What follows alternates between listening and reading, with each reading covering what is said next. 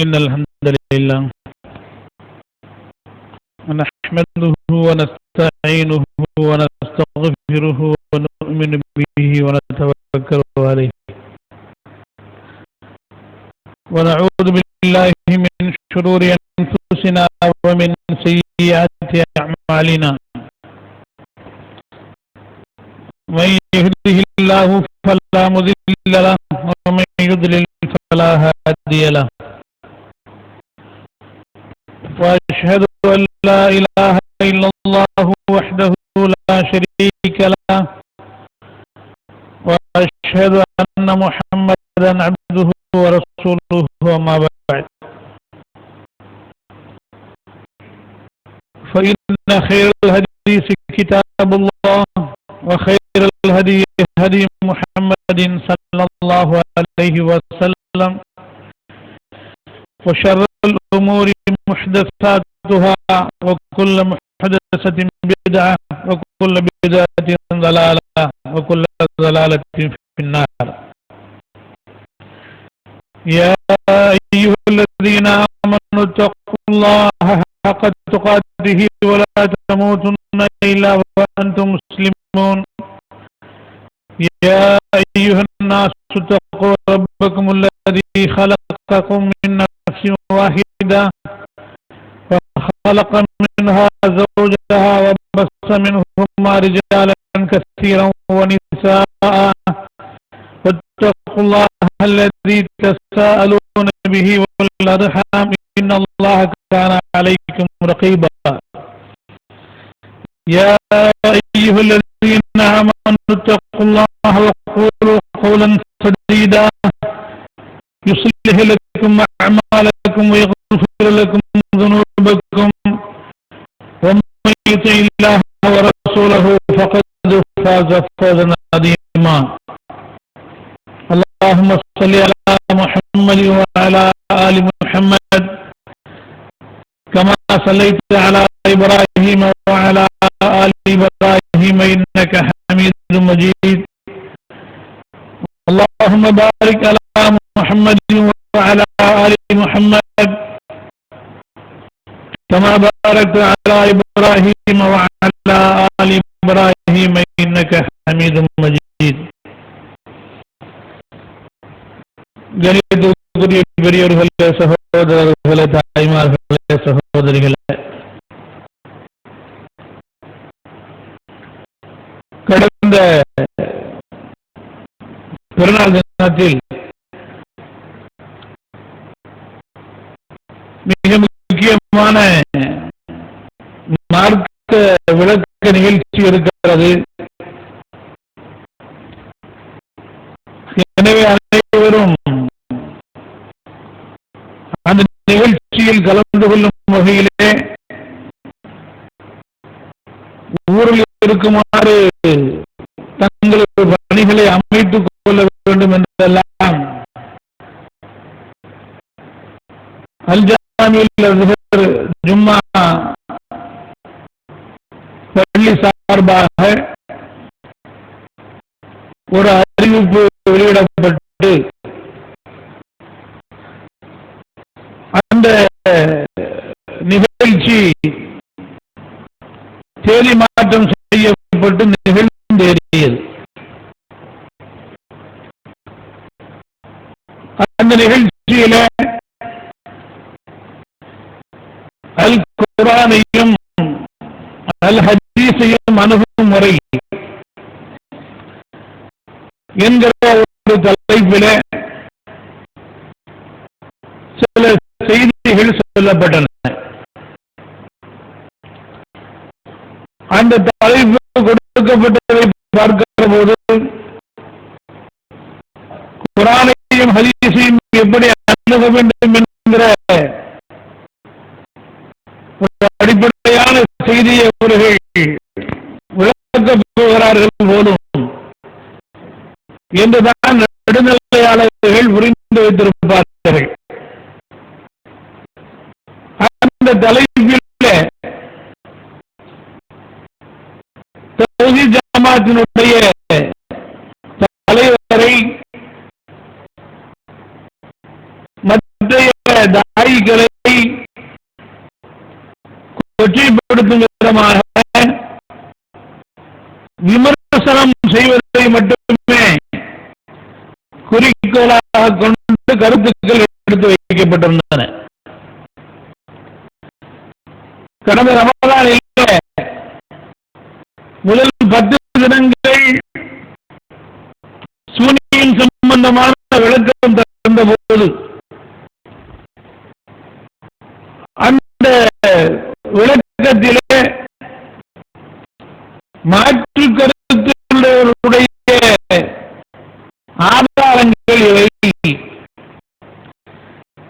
வேற்று கருத்து சொல்லக்கூடியவர்கள் இப்படி வாதங்களை முன்வைக்கிறார்கள்.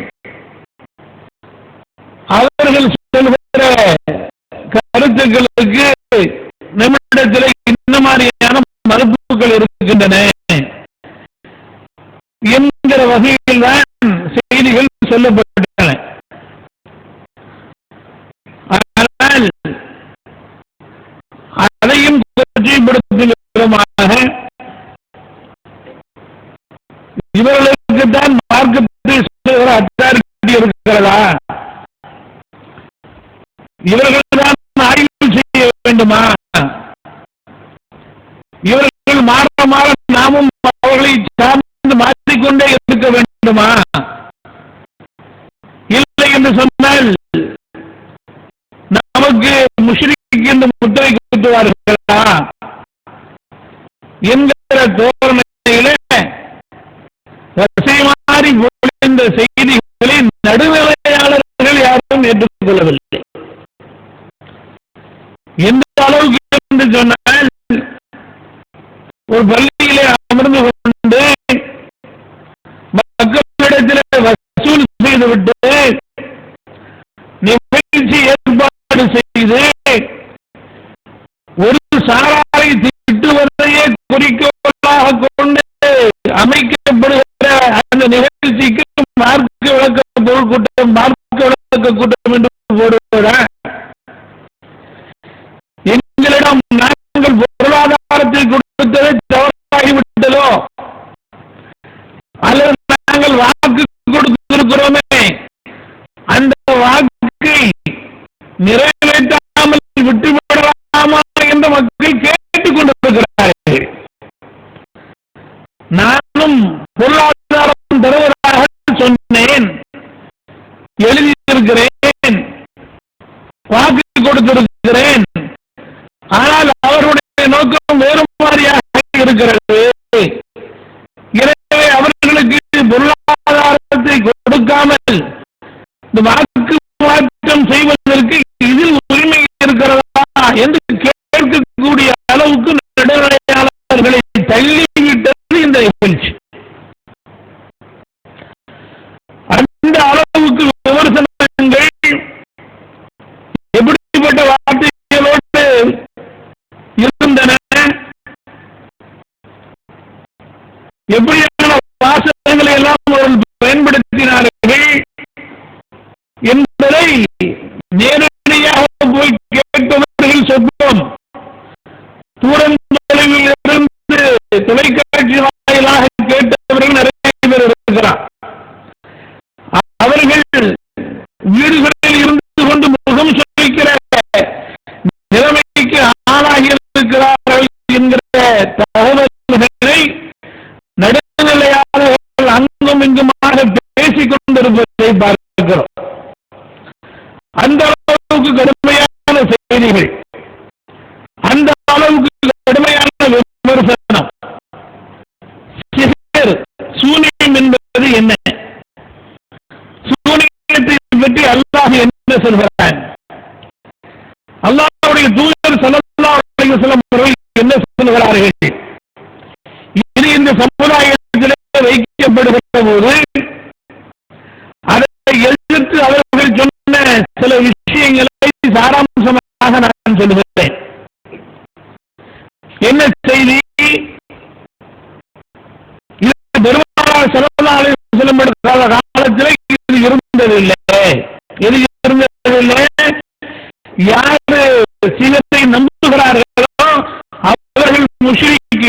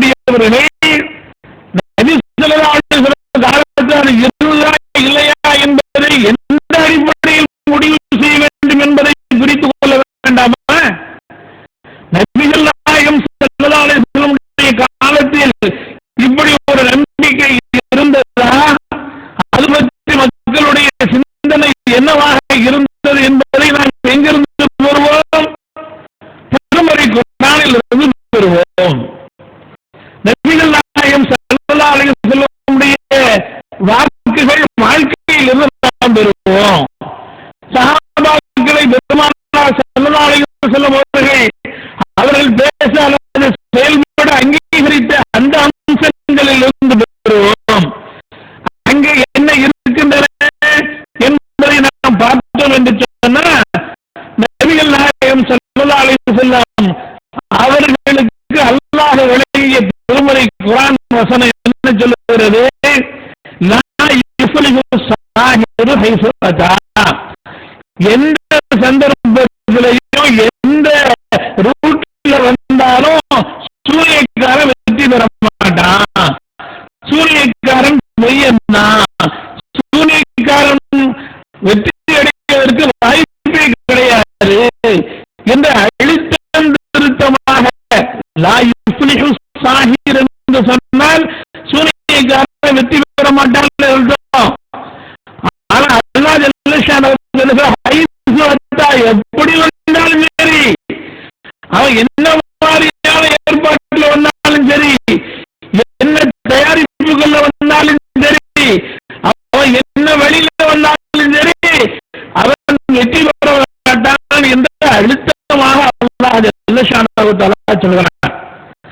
பெருமானார் ஸல்லல்லாஹு அலைஹி வஸல்லம் அவர்கள் காலத்தில் இந்த செய்தி இல்லை என்று மறுக்கக்கூடியவர்கள் அஹ்மதுடைய ஹதீஸை செஞ்சு பார்க்கணும்.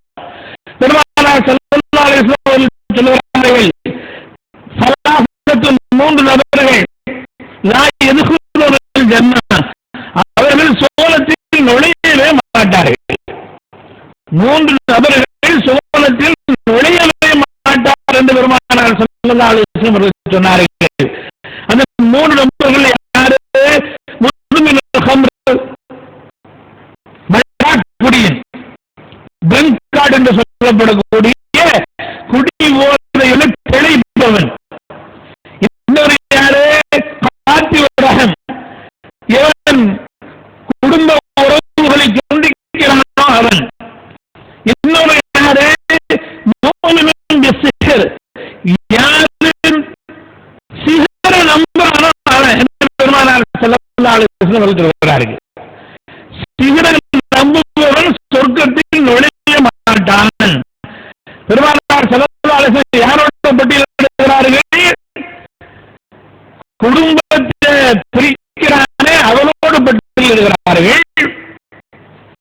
யாரு மதுவில் தெளிக்கிறானோ அவனோடு பெருமானார் ஸல்லல்லாஹு அலைஹி வஸல்லம் அவர்கள் பட்டியலிட்டு சொல்கிறார்கள், சமன்படுத்தி சொல்கிறார்கள்.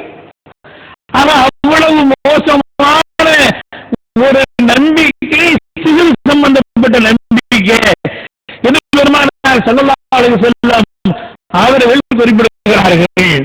இந்த செய்தி அனுமதியில் ஆதாரபூர்வமாக பதிவு செய்யப்பட்டிருக்கிறது. நான் கேட்கிறேன், இது பெருமானார் ஸல்லல்லாஹு அலைஹி வஸல்லம் சொன்ன செய்தி தானே? இதை அறிவிக்கிறது ஒரு சஹாபி தானே?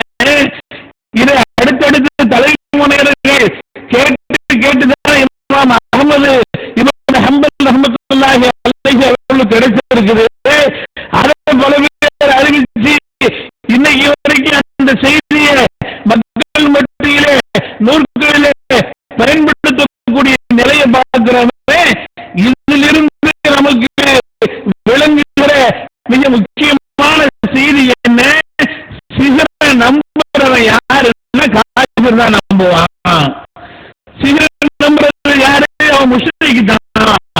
அவன் மூமின் சிஹரா இருக்கிறான்னா, அவன் சிஹரை நம்பக்கூடியவனா இருக்கிறான்னு சொன்னா அவன் சொர்க்கத்துக்கு போக முடியாது அப்படிங்கிற கருத்தை அழுத்தமாக இந்த ஹதீஸ் சொல்லுகிறது என்று சொன்னா, அப்படியானால் இது பெருமானார் ஸல்லல்லாஹு அலைஹி வஸல்லம் காலத்தில் இல்லாத விதத்தான நம்பிக்கை.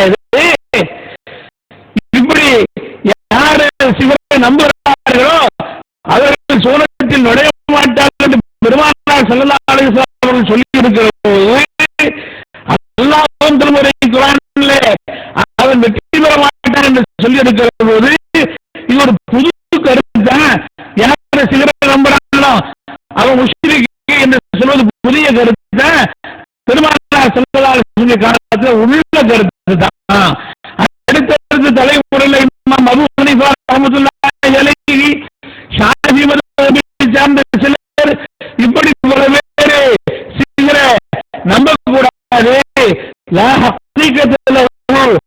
அவருக்கு எந்த விதமான உண்மையும் கிடையாது, யதார்த்தம் கிடையாது, அது பறிக்காது அப்படிங்கிற செய்திகளை எல்லாம் தெளிவுபடுத்தியதை நம்ம பார்க்கிறோமே. அப்படி இருக்கிற போது இந்த பேசிக்கு பார்க்கப்படுதா? இப்படி ஒரு அடிப்படையை சொல்லக்கூடியவர்கள் இந்த ஹதீஸை ஏன் சரியா கவனிக்கல, ஏன் இந்த வசனத்தினுடைய கருத்தை சரியாக புரிந்து கொள்ளவில்லை என்று சொன்ன அவர்களே அதற்காக வேண்டிய அழைக்கப்பட்டவர்கள். அவங்க அழைக்கப்பட்டவருடைய நோக்கம் என்ன? குர்ஆனை அணுகும் முறை என்பது என்ன, ஹதீஸ் அணுகுமுறையில என்ன இருக்குது அப்படிங்கிறத சொல்லணும் என்பதுதான் நோக்கமாக இருந்ததுன்னு சொன்னா அவர் அந்த லட்சியத்தோடு வந்திருந்தார் சொன்னா இந்த விஷயத்துல இப்படி நடந்திருக்க மாட்டார்கள். மட்டுமல்ல, இன்னொரு அல்லாஹ்வுக்கு பயந்தவர் என்ன செய்திருக்க வேண்டும்? ஹிஜ்ரி என்கிற ஒரு சாரார் எந்த வகையில மக்களிடத்தில் இன்றைக்கு பேசிக் கொண்டிருக்கிறார்கள்? யாரு உலமாக்களாக இருக்கிறார்களோ, யார் ஜனவரி பிப்ரவரி போன்ற அந்த கேலண்டர் அடிப்படையை தங்களுடைய வாழ்க்கையில பயன்படுத்திக் கொண்டிருக்கிறார்களோ அவர்கள் யூதர்கள், அவர்கள் யூதர்களை பின்பற்றக்கூடியவர்கள் என்று அவர்கள் பேசுகிற செய்தியை பார்க்கிறோம். அப்படியான சிசுர யாரை நம்புறவனோ அவன் முஷ்ரிக்கு என்று சொல்லப்படுவதற்கு தகுதியான சமமான ஒரு செய்தியை ஹிஜ்ராக்காரர்கள் மற்றவர்கள் விஷயத்தில் சொல்றாங்க. மற்றவர்கள் விஷயத்தில் சொன்னா யார் இந்த ஏற்பாடு செய்தார்களோ அவர்கள் விஷயத்தில் பொருந்தும். அப்படி இருக்கிற போது திருமறை குர்ஆனை ஹிஜ்ராக்காரர்கள் அணுகுவது போல அணுகக்கூடாதுப்பா, ஹதீஸை அவர்கள் மாதிரி அணுகக்கூடாது, இப்படித்தான் ஆயத்தை அணுகணும், இப்படித்தான் ஹதீஸ் அணுகணும் என்று பேசியிருந்தால் அவர்களுடைய பேச்சிலே நியாயம் இருக்கிறது, அவருடைய நோக்கத்திலே உண்மை இருக்கிறது என்பதை நாம் வெட்ட வெளிச்சமாக புரிந்து கொள்ள முடியும். அந்த நோக்கம் இல்லை, நம்மளை பெற்றது மட்டும்தான் நோக்கம் அப்படிங்கிற அடிப்படையில அவர்கள் கேலியாக பல செய்திகளை மக்களிடத்திலே சொல்லி மக்களை சிரிக்க வைத்துவிட்டு அவர்கள் போன நிலையை நாம் பார்க்கிறோம். அன்பிற்குரிய சகோதர சகோதரிகளே, நன்றாக சிந்தித்து பார்க்க வேண்டும். அவர்கள் இன்னொரு அடிப்படையை சொல்லிக் கொண்டு ரொம்ப சங்கடப்பட்டாங்க. பில்டப் பண்றது நாம அப்படின்னு சொல்றது அவங்க வழக்கம். ஆனா அவர்கள் தான் பில்டப் செய்தார்கள் என்பதற்கு அவர்களுடைய உரையிலிருந்து ஒரு சாட்சி என்ன? நபிகள் நாயகம் ஸல்லல்லாஹு அலைஹி வஸல்லம் அவர்கள் ஒரு செய்தியை சொன்னாங்க என்று அவர்கள் சொல்லிக் கொண்டிருக்கிறார்கள். என்ன செய்தி? என் மூலமாக ஒரு செய்தி உங்களுக்கு கிடைக்குமானால் அதை இதயம் ஏற்றுக்கொள்ளுகின்ற வகையில் இருக்குமானால் உங்களுடைய வயிறு தூச்செறியும்படியான அந்த வயசில் இருக்கும்படியாக இருக்குமானால் அது நான் சொன்னதுதான். அது அல்லாமல் உங்களுடைய இதயங்கள் வெறுக்கும் விதமாக இருக்குமானால் அதிலிருந்து நான் தூரமாகி விடுகிறேன். அது நான் என்னால் சொல்லப்பட்டது இல்லை என்று பெருமானார் ஸல்லல்லாஹு அலைஹி வஸல்லம் அவர்கள் சொன்னார்கள் என்று சொல்லி தமிழ் மக்கள் கையில இந்த ஹதீஸை கொடுத்துட்டாங்க என்று அஞ்சலாய்க்கு நிலையை பார்க்கிறோம். நான் கேட்கிறேன், தமிழ் மக்கள் கையில இன்று நேற்று இந்த செய்தி வந்திருக்கிறதே ஏற்றுக்கொள்வோம். ஏற்கனவே அரபு மக்கள் கையில இருந்துச்சு. அப்ப என்னாச்சு? இந்த செய்தியை நீங்கள் சொல்வதன் மூலமாக என்ன குறிப்பிட வருகிறீர்கள்? திருமறை குர்ஆனை அணுகுமுறை, ஹதீஸை அணுகுமுறைங்கிற டாபிக்ல இந்த ஹதீஸை மறைக்கணும்னு சொல்றீங்களா? தமிழ் மக்களுக்கு கொடுக்க கூடாதுன்னு சொல்றீங்களா? சுன்னத் ஜமாஅத்துல இருக்கக்கூடியவர்கள் ஏற்கனவே சொன்னார்களே, திருமறை குர்ஆனை தமிழ் கொடுத்து விட்டார்கள்,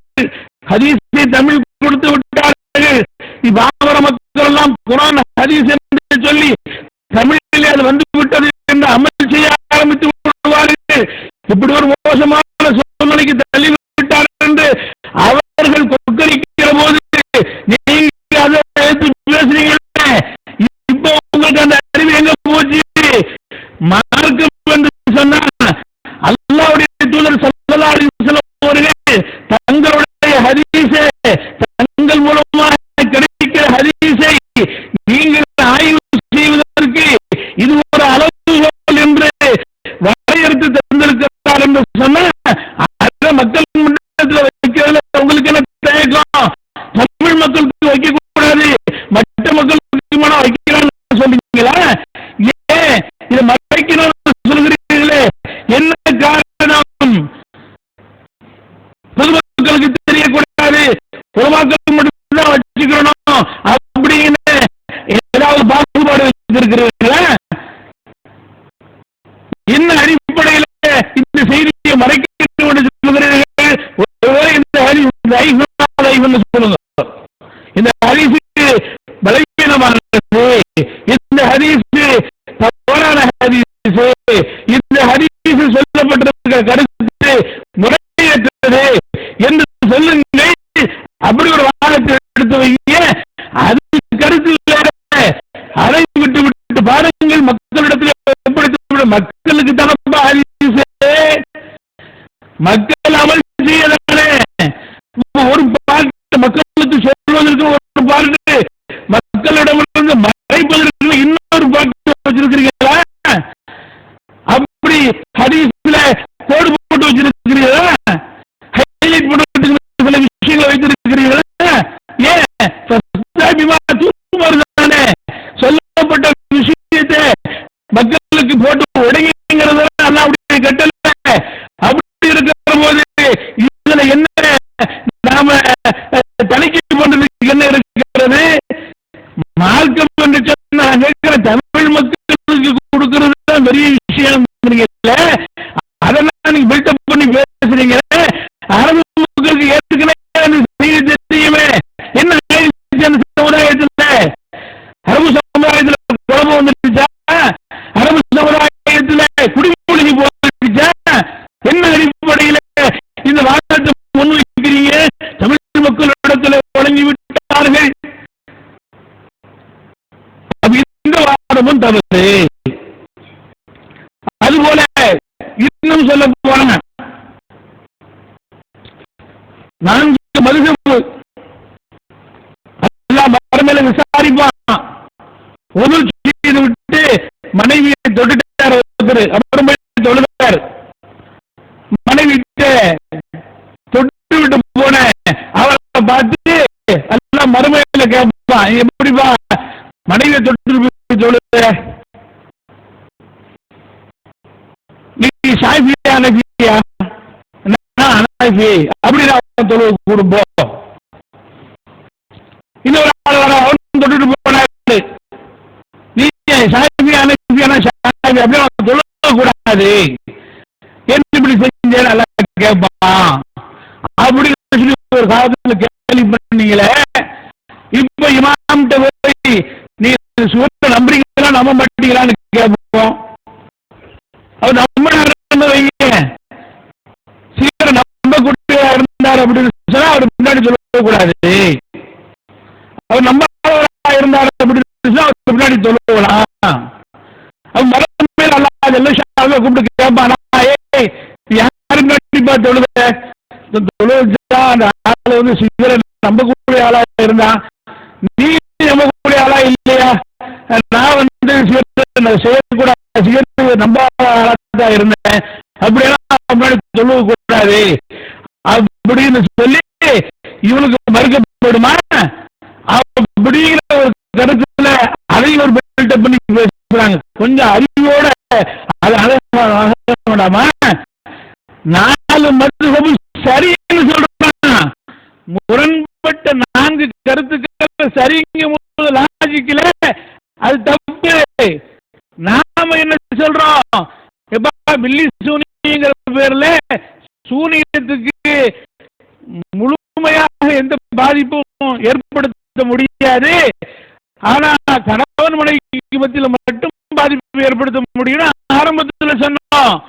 அதற்கு பிறகு பில்லி சூனியங்கிற புத்தகத்திலேயே நாம அந்த செய்தியை மாற்றி எழுதுறோம். ஒண்ணுமே செய்ய முடியாதுன்னு எழுதுறோம். நாம முதல்ல சொன்ன கருத்தும் சரி, 2வது கருத்து சொன்ன அந்த கருத்தும் சரின்னு சொல்றோம். அப்படி சொன்னாதான் இந்த உதாரணம் அப்ளை ஆகும். இந்த அறிவு கூட இல்லாம அந்த மதுஹப்வாதிகளை அவ்வாறு கேலி செய்தார்களே, இந்த கேலிக்குரியவர்களாக இவர்கள் ஆக மாட்டார்களா? என்ன நம்பிக்கை எங்க சொல்லப்படுது? 4 சரின்னு இப்போ சொல்றேன். அவனுக்கு சொல்லப்பட்ட ரெண்டும் சரி. இப்ப சொல்றோமா, நேற்று சொன்னது சூனியத்துல சில அம்சங்கள் கூடும்னு, இன்றைக்கு சூனியமே சாத்தியம் இல்லைன்னு சொல்றோம். ஆய்வு செய்தனுடைய விளைவு என்று சொல்கிறோம். ரெண்டுமே சரின்னு சொன்னோமா, முதல்ல சொன்னது தப்பு என்று சொல்லி சொல்றோம்.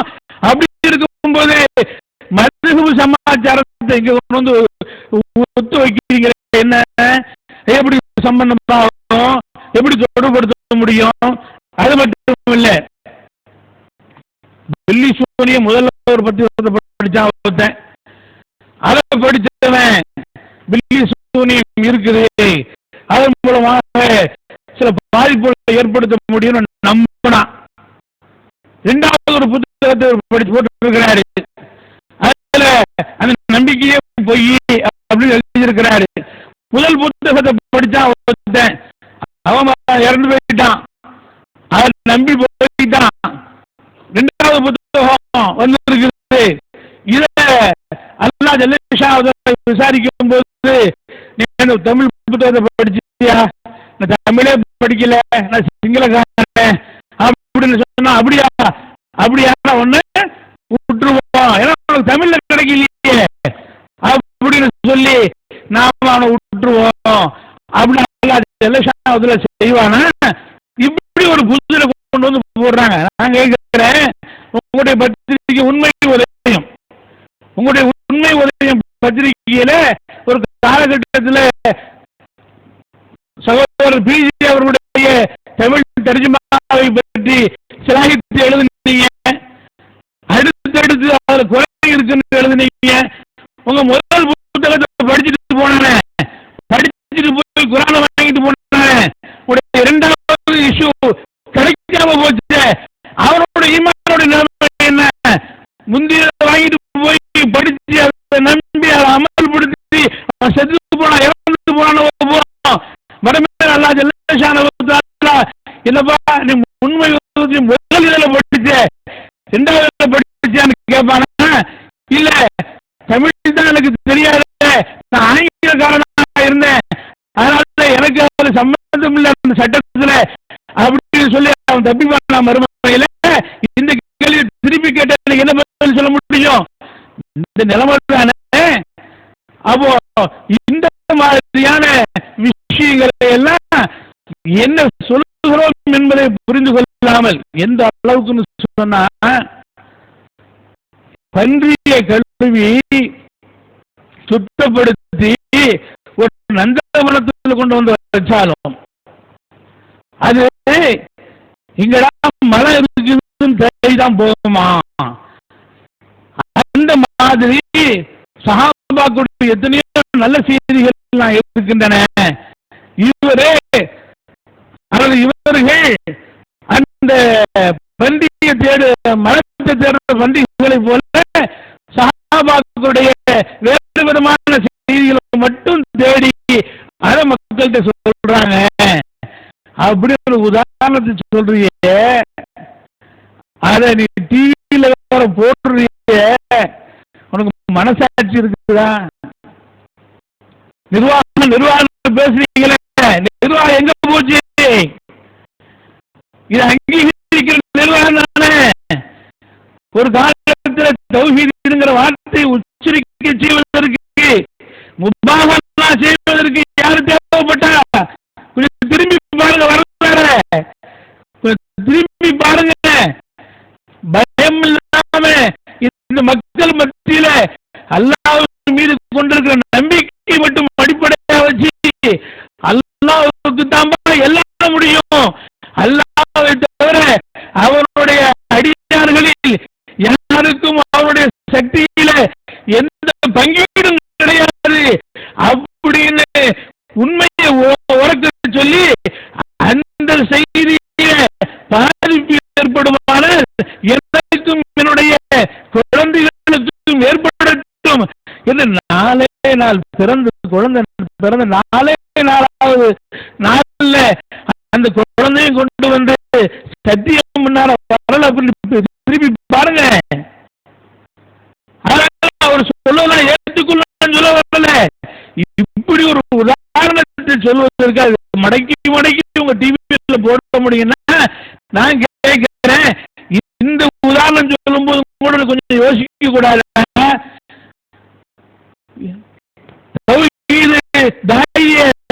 நீங்கள் பன்றி என்று சொல்லுகிற அதே நேரத்தில் சஹாபாக்களுடைய சில வாழ்க்கையின் அம்சங்களை மரம் என்று நீங்கள் சொல்லுகிறீர்களே, அந்த செய்திகளை அறிவித்த நூற்களை அவங்க நரகல் வியாபாரிகளா? புகாரில, முஸ்லிமில், அபூதாவுதுல, திருமீதில, இப்னு மாஜாவுல, நஸீல இருக்குது. இவங்க எல்லாம் செய்தி எழுதியிருக்கிறாங்க, மரத்தை தொகுத்து கொடுத்திருக்கிறாங்களா? இல்லாத செய்தியை இவர்கள் சொல்லுகிறார்கள் என்று சொல்ல உங்களுக்கு துணிவு இல்லை, சொல்ல மாட்டீர்கள். இருக்கிறவர் சொல்லி இருக்கிறாங்க என்பதை ஒத்துக்கொள்கிற போது துணிஞ்சு நாக்கூசாம இந்த உதாரணத்தை பயன்படுத்துறீங்க. கேட்கிறவனுக்கு ஒத்துக்கு மனசாட்சி இல்லையா? செய்தியை கேட்கிறீங்களப்பா, மனசாட்சி இல்லை, நிர்வாகம் பூச்சிப்போ கேட்கணுமா? என்னப்பா கேசத்துல போடுற என்ன வார்த்தைகள்? கருத்து கருத்தான மோதலாம், கருத்துக்கு கருத்து ரீதியான மறுப்பு சொல்லலாம். ஆனால் இது என்ன? இது கேட்கிறதுக்கு ஒரு நெடுநாளையால இல்ல. முகல் சொல்லிக்கிற மாதிரியான உதாரணம் இது. ஒரு தாயி சொல்றார், அந்த செய்தியை கொண்டு வந்து டிவியில மீண்டும் தணிக்கை செய்தாக நீங்க இருக்க வேண்டும். மீண்டும் மீண்டும் போடுவது என்று சொன்ன உங்களுக்கு என்ன நோக்கம்? ஒரு நோக்கத்துடைய பின்னணி என்ன? இப்படி தவறான செய்திகளை எல்லாம் தொகுத்து மக்களுக்கு இடையே சொல்லக்கூடிய நிலையை பார்க்கிறோம். மறுக்கிறாங்க. புகாரில எவ்வளவு ஆய்வு செய்து எழுதப்பட்ட ஹதீஸ்கள் தெரியுமா? சிகருடைய ஹதீஸ், நாங்க சிகருடைய ஹதீஸ் ஆய்வு செய்து எழுதப்பட்டதுதான. புகாரிலேயே ஆயிஷா ரலியல்லாஹு அன்ஹா அவர்கள் அறிவிக்கிற சிகருடைய ஹதீஸ்ல ரெண்டு விதமான செய்தி வருது. ரெண்டு எது ஆய்வு செய்து அறிவிக்கப்பட்டது? ரெண்டு விதமான செய்தி வருதுன்னு சொன்னா எப்படி? முரண்பட்ட செய்தி. ஒரு செய்தி என்ன? ஆயிஷா ரலியல்லாஹு அன்ஹா சொல்கிறார்கள், فأتى النبي صلى الله عليه وسلم البير فاستخرجه. நபி ஸல்லல்லாஹு அலைஹி வஸல்லம் கிணற்றுக்கு வந்தாங்க, அதுல முடிச்சு வைக்கப்பட்ட அந்த பொருள்களை தூக்கி வெளியே போட்டாங்க. அறிவிக்கிற ஆயிஷா ரலியல்லாஹு அன்ஹா. செய்தி புகாரிலே பதிவு செய்யப்பட்டிருக்கிறது. இதே ஆயிஷா ரலியல்லாஹு அன்ஹா அறிவிக்கிற அதே செய்தி புகாரிலே எப்படி இன்னொரு இடத்துல வருது? அஃபஅஹ்ரஜ்தஹு, நபியே நீங்க அதை வெளியாக்கிட்டீங்களா என்று நான் கேட்டேன். ஆயிஷா ரலியல்லாஹு அன்ஹா சொல்றாங்க, நான் கேட்டேன். ஃபகால லா, நபிகள் நாயகம் ஸல்லல்லாஹு அலைஹி வஸல்லம் இல்ல வெளியாக்கல. நான் கேட்கிறேன், ஆய்வு செய்து எழுதப்பட்ட ஹதீஸ் புகாரி எழுதியிருக்கிறார்கள் சொல்லுகிறீர்களே, வேற வேற விஷயங்கள்லாம் இருக்குது, அதை விட்டுருவோம். சப்ஜெக்டுக்கு சம்பந்தப்பட்ட இந்த ஹதீஸ்ல முரண்பட்ட தகவல் இருக்கா இல்லையா? அந்த பொருளை கிணற்றிலிருந்து பெருமானார் ஸல்லல்லாஹு அலைஹி வஸல்லம் அவர்கள் வெளியாக்கினார்கள் அப்படிங்கிற ஆயிஷா ரலியல்லாஹு அன்ஹாவுடைய கூற்று புகாரில் இடம்பெற்றிருக்கிற அது சரியா? இல்ல வெளியாக்கினீங்க ஆயிஷா ரலியல்லாஹு அன்ஹா கேட்டதுக்கு இல்லைன்னு பெருமானார் ஸல்லல்லாஹு அலைஹி வஸல்லம் அவர்கள் சொன்னதாக ஆயிஷா ரலியல்லாஹு அன்ஹா அறிவிக்கிற புகாரியுடைய ஹதீஸ் இருக்குது, அது சரியா? சரி, ஆய்வு செய்து அறிவிக்கப்பட்ட செய்திகள் தாமே புகாரில் இருக்கிறது. யாரு வீழ்த்த பண்றா? இப்போ சமுதாயம் வழங்கிக் கொள்ள வேண்டும். சமுதாயம் முழுமையாக விளங்கிக் கொள்ளணுங்கிறதுக்காக உள்ள செய்திகளை நாம குறிப்பிடுகிறோம். ஆக சூனியக்காரர்கள், சூனியத்துக்கு முட்டு கொடுக்கக்கூடியவர்கள் வெற்றி பெறவே மாட்டார்கள் என்பதுதான் திண்ணம். எல்லாம் அல்லாஹ் ஜல்லஷானஹு தஆலா அந்த நம்பிக்கையை நமக்கு மென்மேலும் வலுப்படுத்திக் கொண்டிருக்கிறார் என்பதை புரிந்து கொள்வோம்.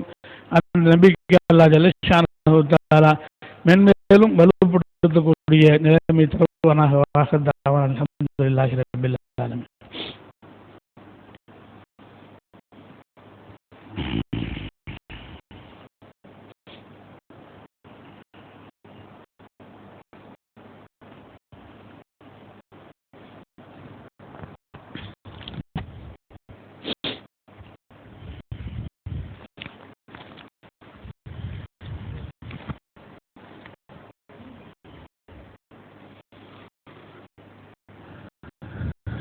அல்ஹம்துலில்லாஹ்.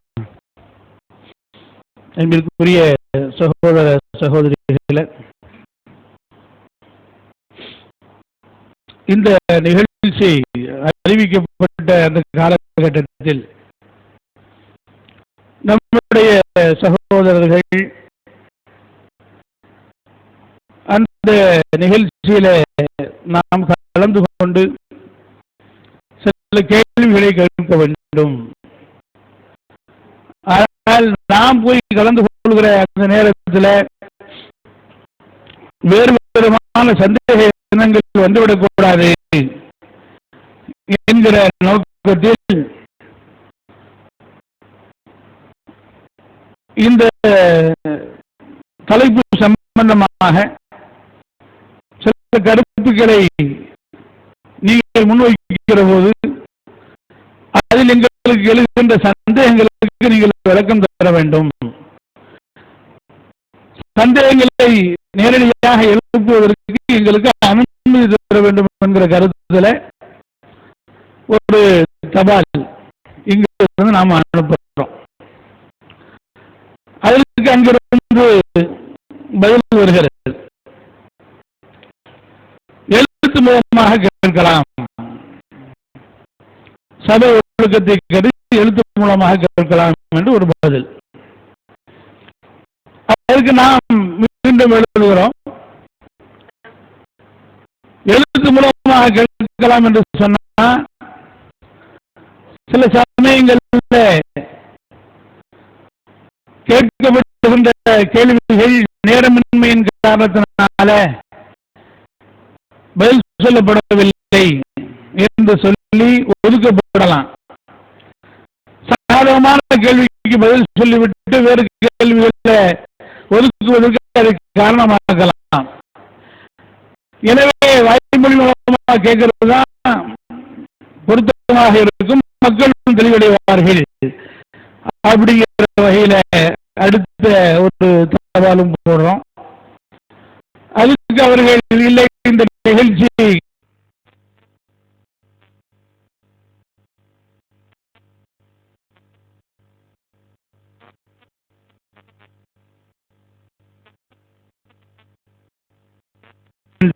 மற்றவர்களை போல என்று அவர்கள் பதில் சொல்லிவிட்டார்கள். உடனே எழுத்து மூலமாக கேட்பதாக இருந்தால் எங்களுடைய கேள்விகள் 50 இருக்கின்றன. அதோட 25 கேள்விகளையாவது நாங்கள் எழுதி தருகிறோம். அந்த கேள்விகளை நீங்கள் பதில் சொல்லாவிட்டாலும் பொதுமக்கள் மத்தியில வாசிக்கவாவது செய்வதாக உத்தரவாதம் தந்தால் நாங்கள் கேள்விகளை எழுதி அனுப்புகிறோம் என்ற இவ்வளவு தூரம் இறங்கி வந்தாச்சு. வாய்மொழியா கேட்கிட்டாதான் மக்களுக்கு மத்தியில் அந்த விஷயம் விளங்கும். அப்படிங்கிற அடிப்படையில அதை கேட்கிறோம். இல்ல எழுத்து மூலம் தான் சொல்றாங்க. எழுத்து மூலம் சொன்னா வாய் மூலமாக நீங்கள் பெறுவதற்கு அனுமதி இல்லை என்று சொன்னா, பேசுவதற்கு அனுமதி இல்லை என்று சொன்னா, எழுத்து மூலமாக கொடுத்தா அதை முழுமையாக நீங்கள் வாசிப்பீர்களா? அது ஒதுக்கப்படக்கூடாது அப்படிங்கிற கருத்தை எடுத்து வைக்கிற போது இல்ல, அதற்கான நேரம் எங்களுக்கு மிக குறுகலாக இருக்கிறது அப்படின்னு பதில் சொல்றாங்க. அதுக்கப்புறம் குறைஞ்சபட்சம் பதில் சொல்லாட்டாலும் கேள்வியை வாசிக்கவாவது செய்வீங்களா அப்படின்னு கேட்டா அதுக்கு பதிலே வரல. அதற்கு பிறகு இந்த மாதிரியான ஒரு சூழ்நிலையில ஒரு நோட்டீஸ் வெளியிட வேண்டிய ஒரு கட்டம். சொல்ல முடியல, எழுதி கொடுக்க அதுவும் முடியல, அதுவும் வேற வழியில் பிரசுரம் தான். பிரசுரத்தின் மூலமாக அதை சந்திக்கிறோம். ஒரு சாரார் தங்களுடைய கருத்துக்களை எடுத்து சொல்வதில் எந்த விதமான மாற்றமும் இல்லை. தாராளமான கருத்து உரிமை இருக்கிறது, சூனியம் இருக்கிறது, சூனியத்தை நம்ம தான் செய்யணும், எப்படி இருக்குது, ஹதீஸ்ல எப்படி இருக்குது அப்படின்னு சொல்லிட்டு போனால் அவங்க அவங்களுடைய கருத்தை எஸ்டாப்ளிஷ் பண்ணுகிறார், நிறுவுகிறார்கள் என்று அர்த்தம். இன்னொரு ஜமாத்தை சாடுகிற போது எந்த ஜமாத்தை நீங்க சாடுகிறீர்களோ அந்த ஜமாத்து சொல்லக்கூடிய முக்கியமான விமர்சனங்களுக்கு பதில் சொல்ல வேண்டிய தார்மீக கடமை உங்களுக்கு இருக்கு. ஜமாத்தையோ ஜமாத்தினுடைய தாயிகளையோ நீங்கள் சாடுகிற போது சம்பந்தப்பட்டவர்கள் அதற்கு விளக்கம் கேட்டால் அதற்கு பதில் சொல்ல வேண்டிய பொறுப்பு உங்களுக்கு இருக்கு. அந்த பொறுப்பு இருக்க நாங்கள் ஏற்கனவே 1 மணி நேரமும் 10 நிமிடமும் தான் இருக்குதுன்னு எழுதிட்டோம். அப்படிலாம் இல்லாத செய்தி சொன்னோம். அப்படிலாம் எழுதவே இல்லை.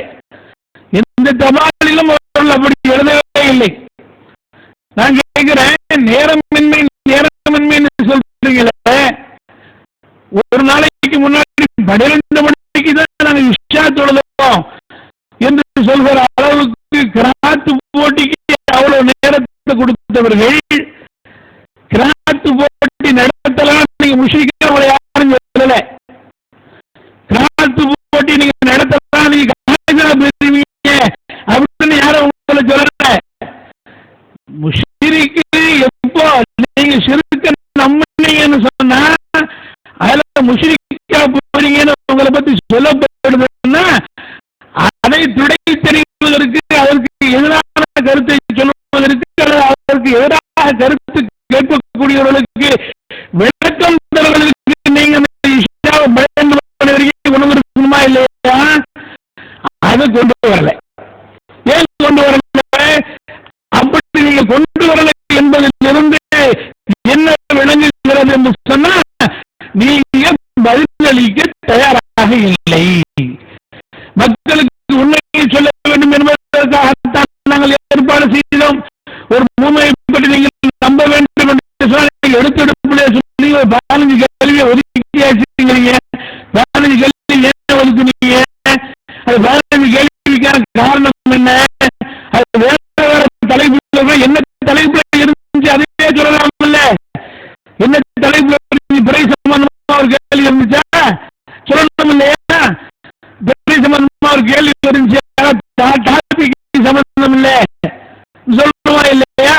அல்லது சம்பந்தப்பட்ட அந்த தாய் பேசிய ஒரு செய்தியிலிருந்து வேற ஏதோ ஒரு கருத்து வேற ஒரு இடத்துல ஒரு பேசினார், அதனால அதை பற்றி கேட்கிறோம் என்று கேட்டிருந்தா அதுக்கான பதில் சொல்ல வேண்டிய கடமை இருக்கிறதா இல்லையா? மனிதன் வரைக்கும் கூட செய்தியை எடுத்து வைக்கிறீங்க,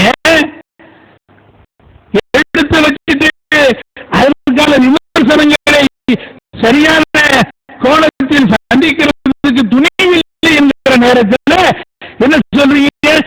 இபாதத்து செய்யறதுலாம் இவங்களுக்கு நோக்கம் கிடையாது, இபாதத்து செய்யலாம் இவங்க விட மாட்டாங்க, இபாதத்து செய்ய விடாம சீடியம் போட்டுக்கிட்டே இருக்கிறது யாரு? மாற்றி மாற்றி மாற்றி சீடியம் போடுறது யாரு? அதை கட்டுப்படுத்துறது அங்கேயும் சில நிர்வாகத்தில் சில பேர் என்ன செய்யறது கட்டுப்படுத்த ஆள் இல்லை, எங்களுக்கு விருப்பம் இல்லதான்.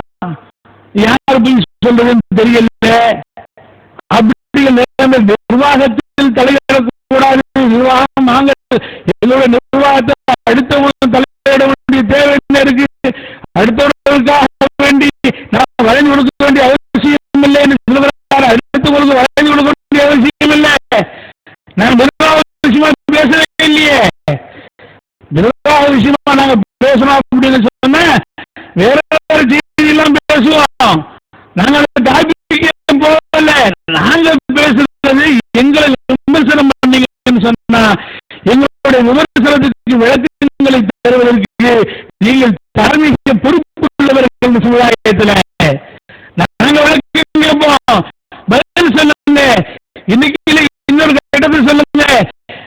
இந்த நிலையில் நாம் இப்போதும் அறைகூட விடுக்கிறோம்.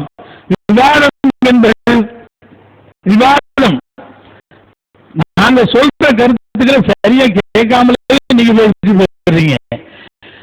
அது தவிர்க்கப்பட வேண்டும் என்று சொன்னா நேருக்கு நேரம் உங்களுடைய கருத்தை சொல்லுங்க. நேருக்கு நேரம் நாங்க சொல்றோம். மக்கள் புரிந்து விட்டு போகட்டும். இந்த அடிப்படையில இந்த விவாதத்தை மக்களுக்கு மத்தியில் எடுத்து சொல்லணும் அப்படின்னு சொன்னா இது அல்லாஹ் கொடுக்கிற ஒரு விவாத முறை தானே. குர்ஆன்ல இருக்கிறா இல்லையா அந்த வசனம்? விவாதம் விவாதம் இவங்க அப்படித்தான். பிராண்ட் ப்ரமோஷன் அப்படின்னு வார்த்தைகளை போடுறீங்களே. பிராண்ட் ப்ரமோஷன் அப்படின்லாம் எங்களுக்கு தேவையில்லை. விளம்பரத்தை அடைய வேண்டிய அவசியம் எங்களுக்கு கிடையாது. நாங்க விளம்பரத்தை தேடணும் அவசியம் இல்லை. அஜிவா வைக்க போறோம். நாங்க அஜிவா பேசி வைக்க போறோமா? அப்படி வியாபாரம் சம்பந்தப்பட்ட அந்த மாதிரியான இருந்ததுன்னா நாங்க அதற்காக வேண்டி நுழைவதற்கு சொல்லலாம். எங்களுக்கு அஜிவா சம்பந்தப்பட்ட விஷயத்திலையும் நம்பிக்கை இல்லை. ஆனா அந்த அளவுக்கு நாங்கள் எந்த பிராண்டையும் ப்ரமோஷன் பண்ண வேண்டிய அவசியம் இல்லாத அளவுக்கு அல்லாஹ் ஏற்படுத்தி வைத்திருக்கிறான். அல்லாஹ்வுக்கு எல்லா புகழும். இப்போதும் சொல்லுகிறோம். சூனியம் மட்டுமல்ல, வேறு நம்முடைய ஜமாத் சொல்லுகிற தமிழ்நாடு ஜமாத் சொல்லுகிற எந்த கொள்கை கோட்பாடுகளாக இருந்தாலும் அதில் மாற்று கருத்து உள்ளவர்களாக இருந்தீங்கன்னு சொன்னா விவாதத்துக்கு முன்வாங்க. விவாதம் என்பது பூச்சாண்டி காட்டுறது இல்லை. விவாதம் என்பது மார்க்கத்துக்கு முரணான விஷயம் இல்லை. விவாதம் என்பது விதேயத்து இல்லை. விவாதம் என்பது ஷிர்க் இல்லை. விவாதம் என்பது அல்லாஹ் ஜல்லஷானஹு தஆலா சொல்லி தருகிற அழைப்பு பணியினுடைய ஒரு அவசியமான அம்சம் என்பதை கருத்தில் கொள்ள வேண்டும். மக்கள் புரிந்து கொள்வதற்கு ஏற்பாடு செய்யப்பட வேண்டும். எனவே இந்த வாய்ப்பு சரியான வாய்ப்பு. இதை சம்பந்தப்பட்ட ஜமாத்து நடக்க விடாமல் இதற்கான ஏற்பாடுகளை செய்ய வேண்டும் என்று இந்த ஜும்மா வாயிலாக அறிவுரை விடுக்கிறோம். எல்லாம் அல்லாஹ் ஜல்லஷானஹு தஆலா சத்தியத்தை யாவருக்கும் உணர்த்த போதுமானவன். ரப்பனா ஆதினா ஃபித் துன்யா ஹஸனா வ ஃபில் ஆখিরাতি ஹஸனத்தன் வ கினா அஸாபன் நார். வ ذிக்ருல்லாஹி அக்பர்.